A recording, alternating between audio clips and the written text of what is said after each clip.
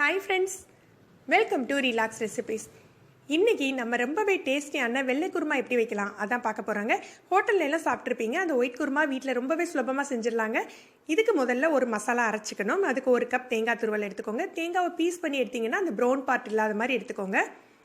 ஒரு 3 பச்சை மிளகாய் உங்கள் காரத்துக்கு தகுந்தாப்பில் எடுத்துக்கோங்க. 2 துண்டு பட்டை, 2 ஏலக்காய்,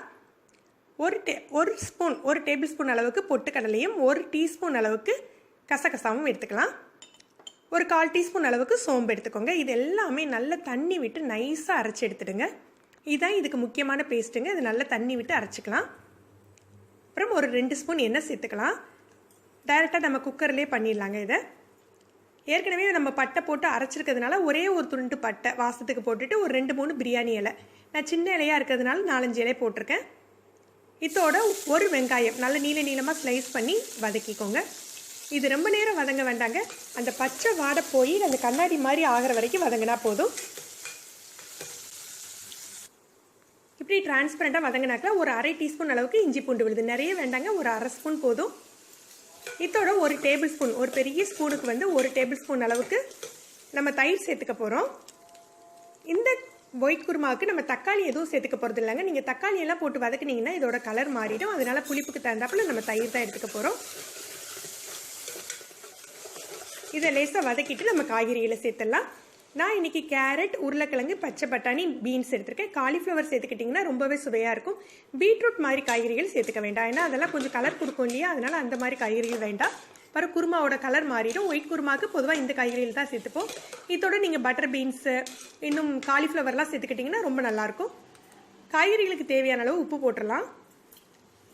உப்பு போட்டு லேசாக வதக்கி விட்டுக்கோங்க. ரொம்ப நேரம் எண்ணெயிலலாம் வதங்க வேண்டியது இல்லைங்க. அந்த உப்பு மிக்ஸ் ஆகிற அளவுக்கு வதங்கினா போதும். இதில் 1 கப் அல்லது 2 கப் தண்ணி சேர்த்துக்கோங்க. அது நல்லா முங்கணும் காய்கறிகள். அந்த அளவுக்கு தண்ணி சேர்த்து நம்ம ப்ரெஷர் குக்கரில் ஒரே ஒரு விசில் வைக்க போகிறோம்.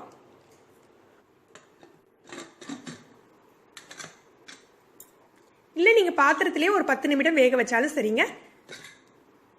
இப்போ ஒரு விசில் வச்சாச்சு. பாருங்கள், நல்லா வெந்துட்டுருக்கு காய். இப்போ நம்ம அரைச்சி வச்சுருக்கோம் இல்லையா தேங்காய் பேஸ்ட்டு, அதை இதோட சேர்க்கணும். அந்த தேங்காய் பேஸ்ட்டை அப்படியே கட்டியாக சேர்த்துடாதீங்க. அதில் 1 கப் போல் தண்ணி சேர்த்துக்கோங்க. தண்ணி சேர்த்து நீர்க்க கரைச்சிட்டு குருமால சேருங்க. அப்போ தான் உங்களுக்கு கன்சிஸ்டன்சி நல்லாயிருக்கும், அந்த கலரும் உங்களுக்கு கிடைக்கும். இதை சேர்த்து ரொம்ப நேரம் கொதிக்க விடணும்னாங்க. ஒரு 1 நிமிடம் கொதிக்க விடுங்க.